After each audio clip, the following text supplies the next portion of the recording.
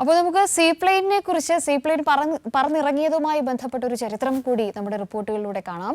കേരളത്തിന്റെ ടൂറിസം വികസനത്തിന് വഴിതെളിച്ചുകൊണ്ടാണ് സീപ്ലെയിൻ പറന്നിറങ്ങിയത്. 14 വർഷങ്ങൾക്ക് മുൻപ് കേരള നിയമസഭയിൽ ചർച്ചയായ ആശയമാണ് ഇപ്പോൾ യാഥാർത്ഥ്യമായിരിക്കുന്നത്. ഇന്നത്തെ മന്ത്രിയും അന്നത്തെ കോട്ടയം MLA-യുമായ VN വാസവനാണ് നിയമസഭയിൽ ശ്രദ്ധ ക്ഷണിക്കൽ പ്രമേയമായി ഈ ആശയം അവതരിപ്പിച്ചത്. 2010 മാർച്ച് 9-നായിരുന്നു ടൂറിസം മേഖലയുടെ വികസനത്തിനായി സീപ്ലെയിൻ എന്ന ആശയം അന്നത്തെ കോട്ടയം MLA VN വാസവൻ നിയമസഭയിൽ അവതരിപ്പിച്ചത്.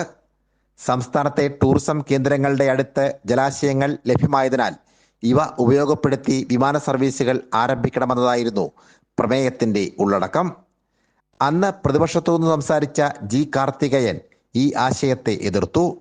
ടൂറിസം മന്ത്രിയായിരുന്ന കോടിയേരി ബാലകൃഷ്ണൻ നിർദ്ദിഷ്ട പദ്ധതിയുടെ വിശദാംശങ്ങൾ പരിശോധിക്കുമെന്ന് സഭയിൽ വ്യക്തമാക്കി.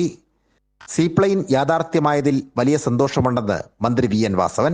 സീപ്ലെയിൻ എന്ന ആശയം ആദ്യമായി കേരളത്തിൽ നിയമസഭയിൽ അവതരിപ്പിച്ചത് കോളിംഗ് അറ്റൻഷൻ വഴി ഞാനായിരുന്നു.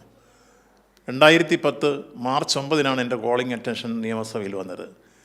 ഏറ്റവും ചെലവ് കുറഞ്ഞ വിനോദസഞ്ചാര മേഖലയിൽ ഇടപെടാൻ കഴിയുന്നതും വിനോദസഞ്ചാര മേഖലയെ പ്രൊമോട്ട് ചെയ്യാൻ കഴിയുന്നതുമായ സീപ്ലെയിൻ മാലിദ്വീപിൽ നിന്നാണ് അതിൻ്റെ ആശയം മുഴുവൻ എടുത്ത് ഞാൻ പോയി പഠനം നടത്തിയിട്ട് ഇവിടെ അവതരിപ്പിച്ചത്. അന്ന് ബഹുമാനായ മൺമറഞ്ഞ കോടിയേരി ബാലകൃഷ്ണനായിരുന്നു അന്ന് യഥാർത്ഥത്തിൽ ടൂറിസം മന്ത്രിയായിരുന്നതും ആഭ്യന്തരമന്ത്രിയായിരുന്നു. ടൂറിസം മന്ത്രി എന്നുള്ള എനിക്ക് അദ്ദേഹം മറുപടി പറഞ്ഞപ്പോൾ ഞാൻ അവതരിപ്പിച്ച ഈ ആശയം പഠനാർഹമാക്കുമെന്നും അത് വിനോദസഞ്ചാര മേഖലയിൽ ഏറ്റവും പ്രയോജനകരമാണെന്നും അത് കൊണ്ടുവരാൻ ശ്രമിക്കുമെന്നുമായിരുന്നു അദ്ദേഹം മറുപടി പറഞ്ഞത്. അന്ന് അതിനെ എതിർത്ത യഥാർത്ഥത്തിൽ അന്നത്തെ പ്രതിപക്ഷ ഉപനേതാവായിരുന്ന G. കാർത്തികേയനാണ്.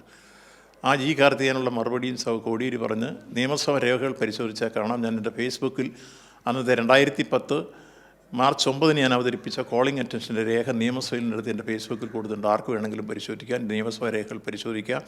ആദ്യമായിട്ട് ഈ ആശയം സഭയിൽ കൊണ്ടുവന്നത് ഞാൻ തന്നെയായിരുന്നു. VN വാസവൻ അവതരിപ്പിച്ച പ്രമേയവും പദ്ധതിക്കെതിരായ UDF നിലപാടുകളും അന്നത്തെ സഭാരേഖകളിലുണ്ട്.